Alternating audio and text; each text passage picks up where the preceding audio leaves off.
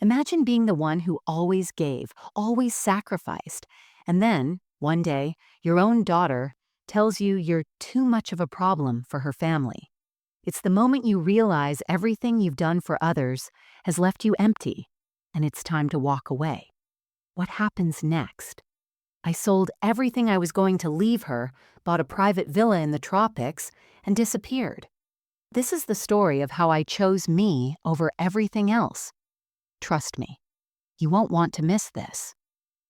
This is the story of self-discovery, heartbreak, and the courage to finally put yourself first. Stay tuned. Hit subscribe to follow my journey of reclaiming my life and finding freedom. You're not going to want to miss what's coming next. I'm Eleanor, a mother, a wife, a caregiver, a woman who spent her life giving everything to others. For over 30 years, I was the one who kept the family together. I was the one who cooked the meals, washed the laundry, stayed up late to help with homework, and sacrificed my own dreams and desires to make sure everyone else was taken care of. I gave so much of myself that I forgot who I was for a long time. But what happens when you've given everything and there's nothing left to give? When the people you've poured your heart into, the ones you do anything for, suddenly tell you that you're too much of a burden? That was the day everything changed. The day I realized my love and sacrifice meant nothing anymore. It started like any other Sunday. My daughter, Julia, came over to visit. She's in her 30s now, with a family of her own. We hadn't spoken in a while, but I tried to tell myself that was just because of her busy life. I missed her. I missed the days when she was small and would run to me with her arms wide, just needing me. I missed feeling needed, missed the days when I was everything to her. But that Sunday, I saw her differently. Her eyes were distant, avoiding mine, and her smile didn't reach her eyes. She sat across from me at the kitchen table, fiddling with her phone as I prepared lunch. The silence between us was thick, uncomfortable. And then, she said it. "Mom, I think it's time we have an honest conversation." Her voice sounded tired, as if she had rehearsed the words. I had no idea what was coming. I looked up from the stove, trying to smile, but my hands trembled slightly. "Honestly?" I asked. "What's on your mind, sweetheart?" She sighed and placed her phone down. "You've been a problem for a while now, Mom. You're just too much. Too much for me, for my family. You don't seem to understand how hard it is for us to keep up with your needs. You ask too many questions, and you expect too much attention. It's like you don't see how overwhelming it is." I froze. Her words hit me like a slap in the face. Too much? I was too much. I stood there, in that quiet kitchen, my heart sinking into the pit of my stomach. The woman who had spent decades giving her all to her daughter, the woman who had always been there for her, was now being told she was too much. I swallowed hard, trying to breathe, trying to process the words. But the more I thought about it, the more I realized something I hadn't wanted to admit for a long time. Julia wasn't the same little girl anymore, the one who clung to me and needed me to guide her through life. She had grown up, and somewhere along the way, she had forgotten how to love me in the way I needed to be loved. I didn't know you felt that way," I said softly, trying to keep my voice steady, though it was cracking at the edges. "I never wanted to be a burden. I just wanted to be close to you, to be a part of your life." She looked down at the table, avoiding my gaze. "I know, Mom. I know you meant well, but it's just too much. I have my own family, my own responsibilities now. I can't take care of you like this anymore. It's draining." The words stung deeper than I ever thought they could. It's draining. The woman who had raised her, who had loved her unconditionally, was now the one who was draining her. The silence that followed felt like a suffocating weight, and I couldn't breathe. I tried to speak, but nothing came out.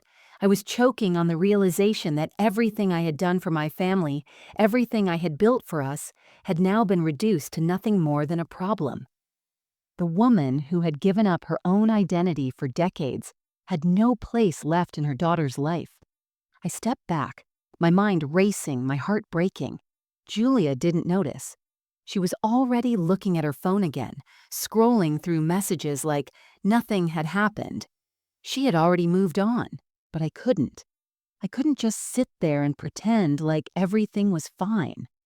I felt the tears welling up, but I blinked them away quickly, unwilling to let her see how much her words had torn me apart. In that moment, I knew something inside me had broken, something I couldn't fix.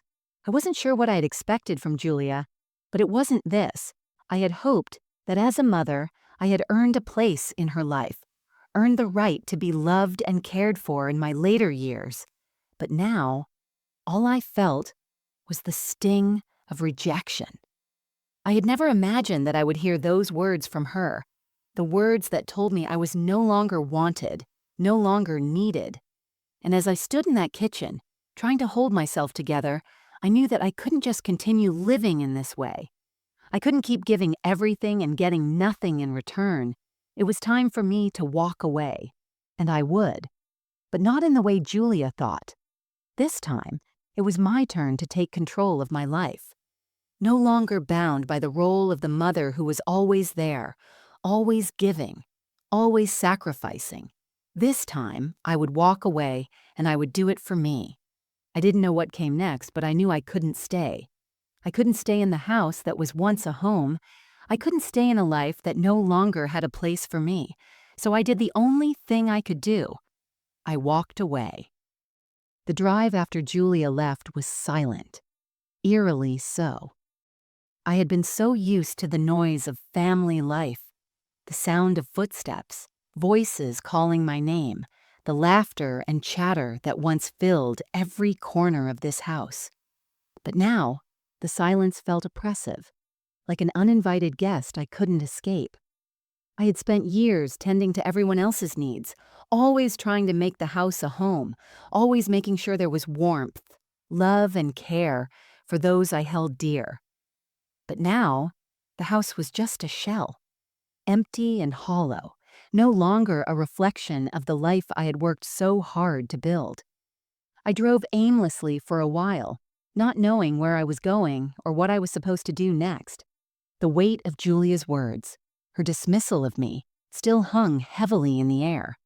Too much of a problem. The phrase played in my mind like a cruel refrain. I couldn't understand how it had come to this. Was I really that much of a burden? Had I really become so invisible to her? I had never expected this from my daughter. I thought that after all the years of raising her, guiding her, putting my dreams on hold for hers, she would understand. I thought she would see the sacrifices I made and appreciate them. But instead, I was the problem. The person who was now too much to bear. I pulled over by a small lake staring out at the still water. The quiet ripples mirrored the calm that had settled over me, almost like my emotions were too numb to feel anything. I sat there for a long time, just thinking. I was supposed to be strong.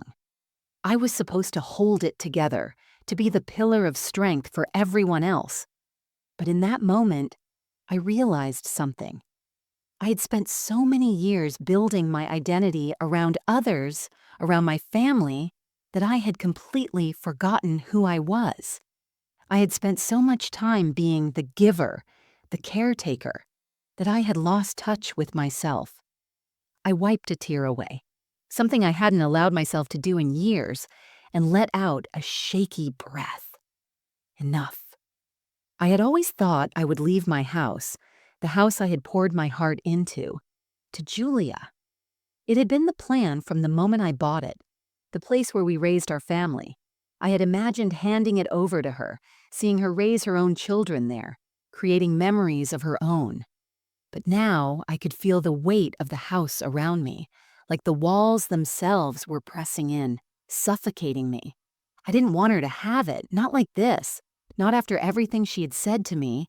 I had spent so many years waiting for a love that was unconditional, a love that would be returned in kind. But now, I understood that I had been looking for something that didn't exist in the way I had imagined. Julia had her own life, her own family, and somewhere along the way, I had stopped being a part of that. I had allowed myself to become an afterthought. I wasn't going to stay in this house any longer. It was clear to me now. It was no longer a place of warmth and family. It was just a building, a place filled with echoes of a past that no longer served me. I drove back home, the decision weighing heavily on my heart, but also bringing a strange sense of clarity. The house would be sold. The life I had known was over, but I would not stay in the ashes of it. I would start fresh. I immediately began the process of listing the house. I called a realtor the next morning. The feeling of signing the papers was almost surreal. I had lived in that house for over 20 years, yet the decision to sell was both terrifying and liberating. This wasn't just about getting rid of property. It was about walking away from the past, from the identity I had clung to for so long. I didn't want to be defined by my sacrifices anymore. I didn't want to be remembered as the mother who gave everything, only to be discarded. Once the house was listed, I started looking for something else, something for me. I didn't know exactly what I was looking for, but I knew I needed to be somewhere far away, somewhere I could breathe again, a private place, somewhere I could finally stop being the problem and start being me again. I wanted a fresh start, and for the first time in years, I felt like I deserved it. It was time to buy the house I had always dreamed of, a place where I could leave everything behind, including the people who had made me feel like I was nothing more than a burden. A place where I could finally be free to be myself, without the weight of expectations or resentment. A place where I could heal. I began to search for villas in the tropics, somewhere quiet and remote. I imagined waking up every morning to the sound of the ocean, surrounded by beauty, peace, and solitude. It felt like the perfect escape, and it was something I could do just for me. No one else would have a say in it. No one could tell me what I should do. I was no longer the mother who was expected to give, the wife who had been overlooked, the grandmother who had been left behind. I was Eleanor, the woman who was finally choosing herself. Within a few weeks, I found it. A beautiful villa overlooking the ocean, secluded, serene, and everything I had imagined. I made the offer without hesitation. The moment the papers were signed, I felt a weight lift from my chest. For the first time in years, I felt like I was in control of my own life. The sale of the house, my old life, was final. It was time to move on. I packed my things, only the essentials, and left the rest behind. I wasn't going to cling to a past that had already moved on without me. I was ready for the next chapter of my life. And nothing, not Julia's harsh words, not the memories of my old life, was going to stand in my way. I boarded the plane to my new home, my heart beating a little faster with each passing moment. It was a terrifying, exhilarating feeling. But I was no longer afraid. I was finally free. The plane touched down in the tropics, and the first breath of warm, humid air hit my skin like a revelation. For the first time in a long time, I felt a sense of freedom I couldn't even name before. The world outside was bright, full of color, lush greenery, sparkling blue waters, and a sky so wide it felt like I could finally breathe. I was no longer bound by the suffocating walls of my old life, by the roles I had played, or the expectations I had lived under for so long. I was free to create something new for myself. My villa was everything I had imagined. It sat at the edge of a cliff with sweeping views of the ocean below. The sound of the waves crashing against the rocks below was soothing, like a lullaby or a promise that I was exactly where I was supposed to be. The villa itself was modern, open and airy, glass walls that allowed the sun to flood in. The floors were cool stone, the ceilings high and open. It was the perfect sanctuary, and in a way, it felt like I was giving myself permission to be again, to rediscover who I was when I wasn't serving anyone else's needs. The first few days were a blur. There was so much to do, unpacking, settling in, exploring my new surroundings. But there was also an overwhelming sense of relief. Every time I walked into a room, I felt the weight of my old life lift just a little bit more. No more worrying about what Julia thought or what my old life had been. This was my space, my time. I found joy in the smallest things. The sound of birds singing in the trees as I sat on my terrace with a cup of coffee in the morning. The endless walks along the beach, feeling the sand between my toes, the saltwater breeze in my hair. I had forgotten what it felt like to be at peace. For so long, I had been living in the shadows of other people's lives, being everything for everyone, and now I was just me. And for the first time in years, that was enough. But as much as I tried to bury the past, it still crept in. I wasn't naive enough to think I could escape the emotions that had brought me here. Every now and then, I would think of Julia, her cold words, her lack of understanding, the way she had dismissed me as a burden. The pain of it all would hit me, but then, just as quickly, I would remind myself that this was my choice. I had chosen to walk away, and it wasn't about her anymore. It was about me. I couldn't escape the thoughts, though. I knew Julia would come looking for me eventually. That was inevitable. She would realize that I had walked away for good, and that would leave her with questions. I had raised her to be independent, to build her own life, but now, in her silence, I saw how quickly she had forgotten how to care for me. I had always put her needs first, but she had never returned that favor, not in the way I had hoped, and that was what stung the most. But I wasn't going to chase after her. I wasn't going to fall back into the role of the mother who always fixed everything. I couldn't go back to being the person who was willing to sacrifice myself just to be included, just to be wanted. Not anymore. I had done that for so long, and it had cost me everything. For now, I focused on the life I was building here. I joined a local community of women who had relocated from other places. There were women in my group who had walked away from broken marriages, women who had left toxic friendships behind, women who were rediscovering themselves in ways I hadn't thought possible. They became my new support system, and it was strange at first to open up to people who didn't know my past, who didn't have expectations of who I should be. We spent our days exploring the local markets, hiking through the jungle trails and gathering in each other's homes for quiet dinners and shared stories. These women didn't need me to be anything other than who I was right then. They weren't looking for me to take care of them.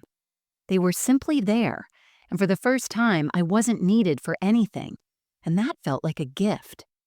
I took up painting again, something I had loved before life had swept me away. The first canvas was nothing more than a simple abstract of the ocean, its blues and greens filling the space, much like the air around me, open, free, without boundaries. It felt good to express myself again. It felt good to just be. But the nights were harder. The quiet was loud in the dark. The memories of Julia, of my old life, would flood in when I was alone with my thoughts. I missed her, of course. She was my daughter. But I also knew that I couldn't keep living for her. I couldn't keep waiting for her to validate me, to recognize my worth. I had given everything to her for years, but I had to stop waiting for something that would never come. One evening, as I sat on my terrace with a glass of wine watching the sun set over the ocean, I realized something. I wasn't just living in the tropics to escape the pain. I was living here because it was the first place where I had the space to heal, to remember who I was before I was anyone's mother or wife, to remember the woman I had been before I lost myself in the needs of everyone else. And as the sky turned to a dusky pink and the stars began to shine above the waves, I knew this was just the beginning. I had walked away, yes, but I had also walked toward something, a new life, a life that was mine. I wasn't running anymore. I was simply living, and that, in itself, was enough. Weeks passed since I moved into the villa, but the silence of my own making had its own weight. At first, I thought I'd crave the noise, the bustle of daily life, the phone calls, the visits, The expectations that came with being a mother and a grandmother. I expected to feel lonely, empty even, but strangely enough, as each day passed, I began to feel more alive. For the first time, I was not defined by anyone else's needs or demands. It was just me, and that felt like a radical freedom. I had always told myself that I would be strong, that I would never need to rely on others. But there's a difference between being strong and being alone. I learned quickly. There were nights when the quiet pressed down on me like a heavy blanket. It wasn't sadness exactly, but more of an absence, a space that once belonged to the life I had lived, to the family I had created. It was as if the universe was waiting for me to fill it with something new. But the hardest part was still ahead of me, the inevitable confrontation with Julia. The weeks went by without a word from her. I'd convinced myself that maybe she would finally understand my decision, that she would respect my need to walk away. But deep down, I knew better. I knew that she would need closure. She would need to understand why I had left, why I had cut ties so abruptly. The phone call came one afternoon out of nowhere. I had been standing on the terrace, watching the gentle waves crash against the rocks, the sea breeze in my hair, when my phone buzzed. It was a number I didn't recognize, but my heart skipped a beat anyway. I knew who it was. It had to be her. I stared at the screen for a moment, unsure of what to do. I didn't want to pick up. I had already made my decision, hadn't I? But then again, there was a part of me that was still holding on to the hope that maybe, just maybe, she would apologize. Maybe she would finally understand how deeply her words had cut me, how alone they had made me feel. I took a deep breath and answered, "Hello?" "Mom." Her voice came through, shaky, distant. "It's me." I felt a knot in my chest tighten. Hearing her voice again brought back everything. The years of love, the moments when I had been everything to her. "Julia," I said softly, unsure of where to start. "What's going on?" There was a long pause before she spoke again. "I don't know how to say this, but I've been thinking about what happened, about you leaving. I never meant for things to go like this." Her voice cracked, and for a second I thought I might hear tears. I remained silent, waiting.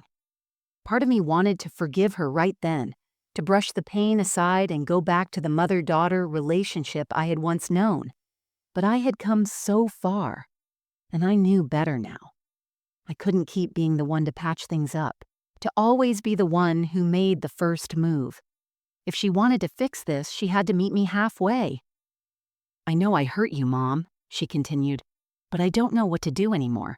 I feel guilty, but I also feel like I can't be everything to everyone. I'm struggling." Her words hung in the air, and I knew this was it. The moment I would have to decide whether to open up or keep the distance I had created for myself. I wanted to say something comforting, something that would ease the tension between us, but I had learned something in my time here. I had learned that my feelings mattered too. "Julia," I began, my voice steady, "I understand that you have your own life now.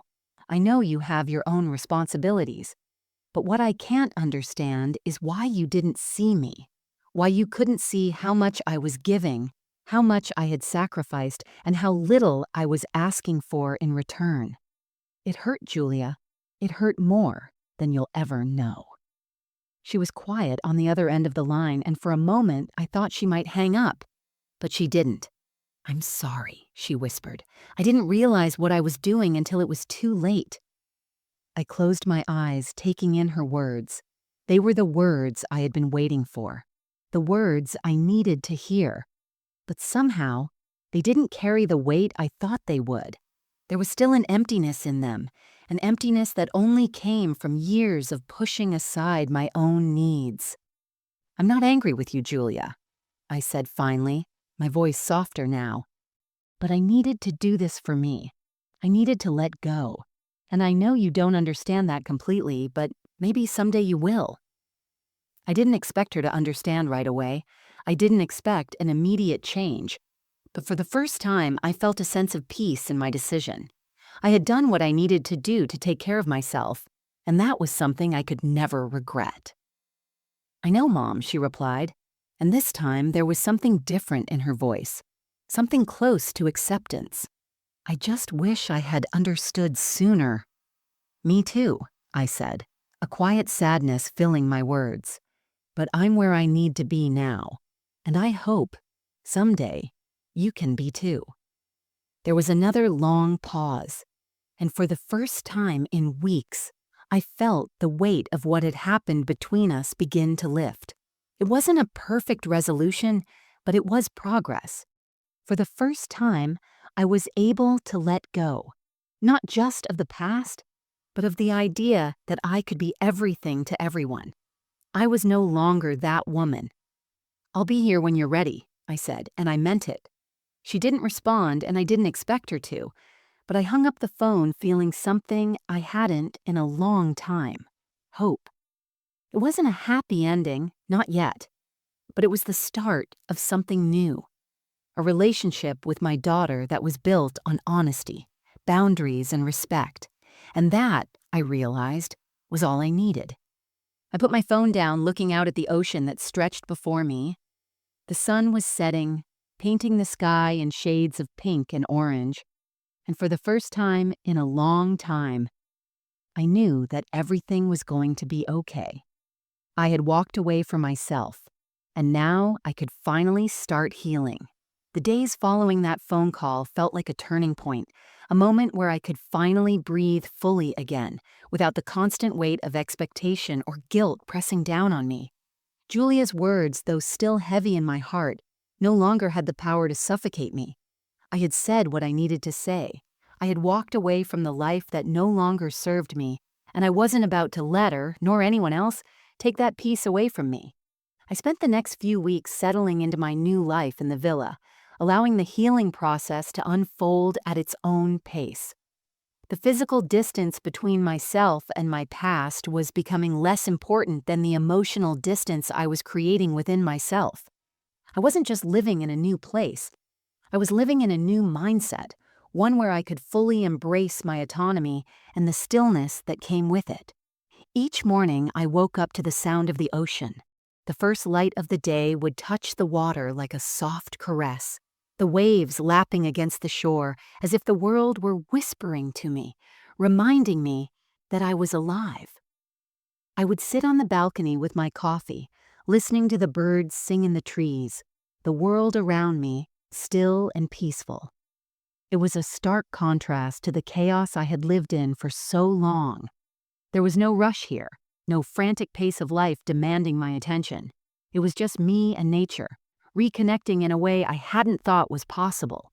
In the afternoons, I began to venture further out, exploring the small town nearby. I would visit the local markets, which were brimming with color and life. I found comfort in the simple act of picking out fresh fruits and vegetables, choosing herbs to season my meals, and haggling with the shopkeepers over prices. The interactions were brief but kind, and I quickly became familiar with the rhythm of this new life. There was a quiet joy in these small moments, something I had lost track of in my old life, where I had always been rushing to do more, to be more.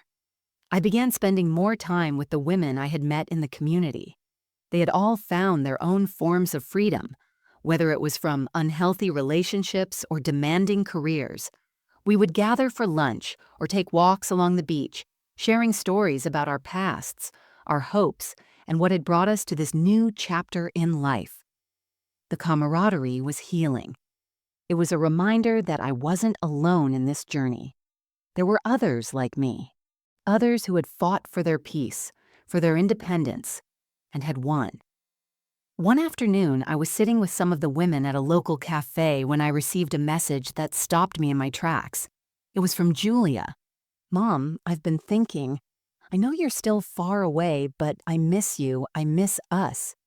I don't know what I'm supposed to say or do, but I know I'm not the person I was when we spoke last. I've been working on myself, too. I hope we can talk again soon. Maybe I can come visit you sometime." I sat there staring at the message, my fingers hovering over the screen. A flood of emotions washed over me. Relief, confusion, a tinge of hope, but also an awareness of the distance between us. It wasn't a perfect apology. It wasn't a promise that everything would go back to the way it was, but it was a step in the right direction. The decision on how to respond wasn't easy.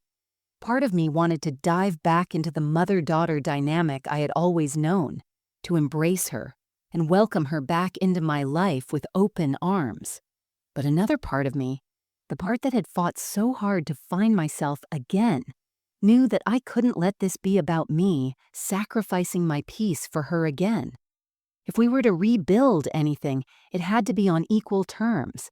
It had to be about mutual respect, understanding, and growth. I thought for a moment, then I typed a simple response. Julia, I'm glad to hear from you. I've been doing a lot of thinking too. I'm happy to talk whenever you're ready, but let's take it slow. I'm still finding my way here and I need to keep this peace for myself. I love you. I hit send, and immediately I felt a weight lift from my shoulders. I wasn't closing the door completely, but I wasn't rushing to open it wide again either. I had to protect the peace I had finally found in myself. And if that meant taking things slowly, then so be it. I didn't hear from her for a few days, and that was okay. I wasn't holding my breath anymore, waiting for a change. I had come to realize that I couldn't control when or how Julia would understand my choices. I couldn't make her see the years of sacrifice that had built the foundation of my decision. But I could control how I lived now. I could choose my peace. And I had learned that, above all, that was worth more than anything.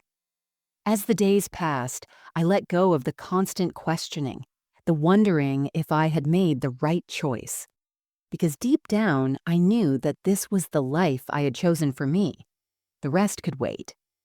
One evening, as the sun set over the horizon, painting the sky in colors I could never have imagined, I sat on the beach alone, feeling the cool water lap at my feet. The world felt vast and endless, and for the first time in years, I felt truly free. Not just from the responsibilities of motherhood, but from the need to be needed in the way I once thought I had to be. I was enough as I was. For the first time, I realized something deeply important. I didn't need to be everything for everyone. I only needed to be everything for me. And that was more than enough. This was my new beginning. And for the first time, I was truly home. The months passed quickly, each one blending into the next with a rhythm I had never known before. The life I was creating felt full, but not in the way it had once been. It wasn't full of obligations, expectations, or duties. It was full of choice. The choice to wake up when I wanted, to go for long walks in the warm evenings, to linger over meals and savor every bite. I was creating a life that was mine, entirely and irrevocably mine. And yet I couldn't shake the feeling that Julia's absence still echoed through the corners of my mind. I had made peace with it, of course, learned to live without her, to not depend on her for my happiness. But part of me couldn't help but wonder if things would ever truly heal between us. Would she ever truly understand why I had to walk away? Would we ever be able to build a relationship that was rooted in respect and equality? And just as I had almost convinced myself that I could let go of those questions, it happened. One afternoon, just as I was finishing a painting of the tropical landscape outside my villa, I received a knock at the door. I stood up from my easel, wiping my hands on the apron I always wore while painting, and made my way to the door. The knock came again, louder this time. My heart skipped. I wasn't expecting anyone, especially not from home, but as I opened the door, I froze. There, standing before me, was Julia. Her face was different.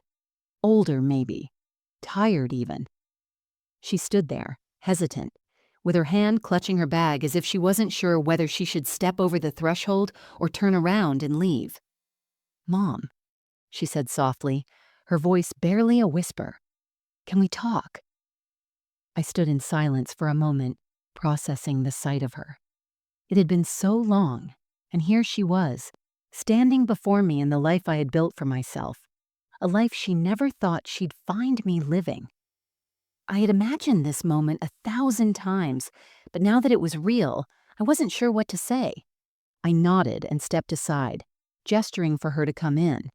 She hesitated a second longer, then walked past me, her eyes scanning the room as though she was taking in every detail.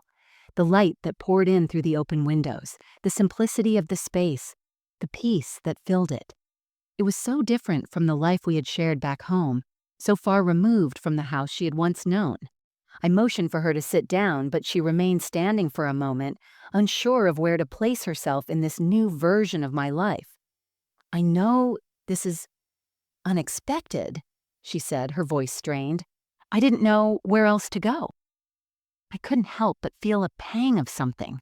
Was it guilt? Sadness? It wasn't anger. It was something deeper, something that had been building since the day she had told me I was too much of a burden.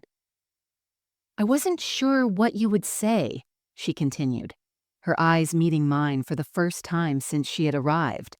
"I didn't expect you to forgive me, but I needed to see you. I needed to understand what happened, why you left, why you walked away." I took a slow breath, letting the quiet settle around us. I had no idea what I was going to say. I wasn't sure if I was ready to explain it all, to try and make her understand the depth of the pain I had felt. But then I realized maybe it wasn't about explaining at all. Maybe it was about her understanding on her own terms. "Julia," I said, my voice steady but soft, "I didn't leave because I wanted to hurt you. I left because I needed to find a way to live for me. I spent so many years putting my life on hold for you, for your father, for the family, and I realized I couldn't do it anymore. I couldn't keep giving pieces of myself away and getting nothing in return." Her eyes began to well up with tears, and I could see that the words were starting to sink in.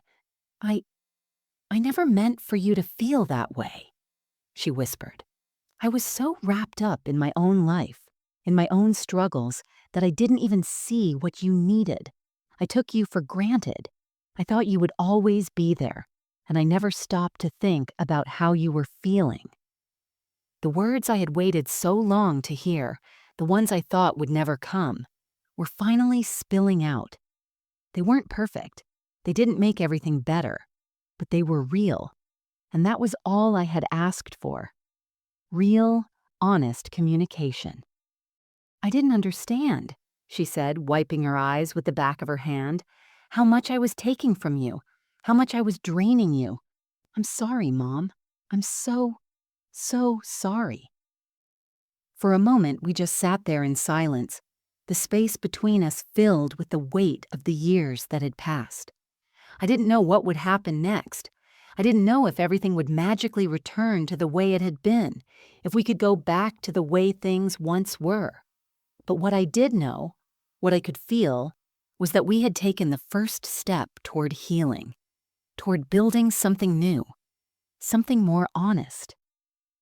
"I don't want you to be sorry, Julia," I said, my voice softer now. "I want you to understand. I want us both to understand that we can't go back. We can only move forward from here. I've walked away from the past, from everything that was holding me back, and now we have the chance to build something new, not just as mother and daughter, but as two people who are willing to meet each other where we are." She nodded, looking up at me, her face full of vulnerability and something else, something I hadn't seen in her for a long time. Hope. "Can we start over?" she asked, her voice filled with uncertainty but also a glimmer of something I hadn't expected, a willingness to try. I smiled softly, a tear slipping down my cheek, and nodded. "Yes, we can start over." And in that moment, I knew that I had finally done something I had never thought possible. I had let go of the past. I had walked away to find myself, and in doing so, I had found the strength to allow the possibility of a new beginning with the one person who had once meant everything to me. We weren't the same people we once were, but maybe that was a good thing. Maybe it was time for both of us to start a new chapter, one where we could finally see each other, not as mother and daughter, but as two women who had both fought their own battles and were finally ready to share their stories. And in that quiet moment, I realized this was what freedom felt like. After Julia left, I sat in the stillness of the villa, trying to process the conversation we had just had. It was strange, almost surreal. Her finally coming here, acknowledging everything that had gone wrong between us, and offering the possibility of something new. But I also knew that this was only the beginning.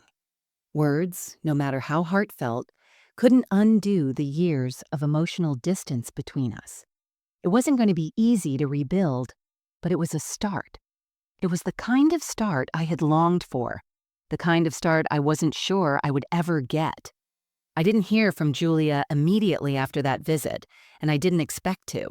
There was no rush, no need to force things. I had made peace with the idea that whatever happened with her would happen when it was meant to. The healing process would take time, more time for both of us. But I felt an immense sense of calm, knowing that the door was finally open for us to walk through together when we were ready. In the meantime, I continued to live my life. Every day felt like an opportunity to reclaim pieces of myself I had long forgotten. I spent my mornings painting, letting the colors and the brush strokes bring me back to a time when creativity was all I had. It felt good to lose myself in the art, to see the beauty in the world outside my villa and bring it to life on canvas. The act of painting was both therapeutic and liberating. With every stroke, I was not just creating a piece of art, I was creating a new version of myself. Afternoons were spent exploring the island more deeply. The markets became a regular part of my routine, where I started to form connections with the local vendors, simple casual relationships that didn't require anything from me except my presence. There was something grounding in it. The simplicity of the interactions was like a balm to my soul. They didn't know me as a mother or a wife. They didn't know my past. They only knew me as the woman who enjoyed their fresh produce and greeted them with a smile. That was all. But even as I immersed myself in my new life, I knew there was still work to be done. I was still grappling with the emotional layers of my past, the years I had spent defining myself through my roles as a mother and a wife. The quiet, peaceful life I was building in the tropics was a stark contrast to everything I had known. But it was also a life I had fought for. One day, as I sat on the beach watching the sunset, I realized that it wasn't just Julia I had to heal from. It wasn't just the years of feeling unseen and unappreciated. It was everything. The guilt, the fear of being alone, the self-doubt that had plagued me for so long. These were the things I had to face in order to move forward. I had let go of the idea of being the perfect mother and wife. I had stopped waiting for validation, stopped seeking approval. But now I had to learn how to simply be, to embrace myself fully without needing anyone else to define who I was. I spent the evening walking along the beach, letting the cool water lap at my feet.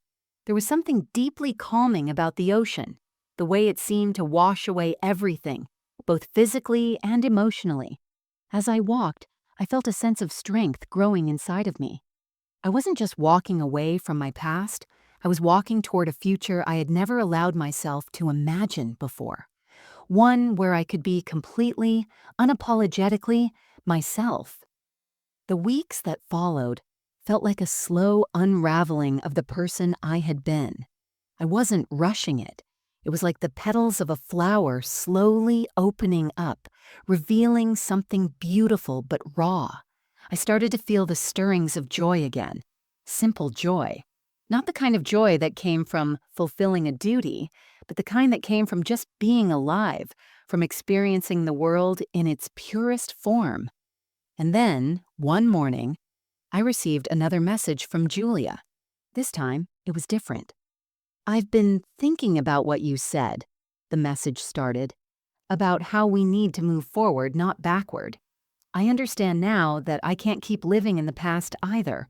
I know I've hurt you, and I know I have a lot to make up for, but I want to try. I want to try to build something real with you." Not as your daughter, not as someone who needs something from you, but as two people who have both lost and are ready to find something new. The message wasn't perfect. It didn't erase the hurt of the past, but it was real. It was honest. And for the first time in years, I could feel the walls between us begin to crack. I sat with her words for a long time, allowing myself to feel whatever emotions came up. It wasn't easy.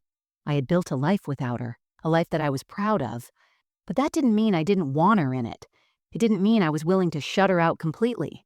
No, this was about something different, about being able to accept the reality of what had happened and choosing to move forward in a way that was healthier, more honest, and more balanced.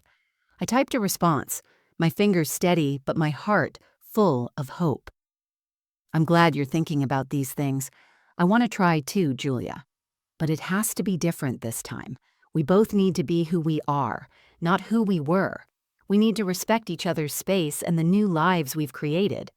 I'm here when you're ready, but let's take it one step at a time. I sent the message, feeling a strange sense of peace settle over me. I wasn't holding my breath. I wasn't rushing the process. But for the first time, I felt ready to allow the possibility of a new kind of relationship to emerge.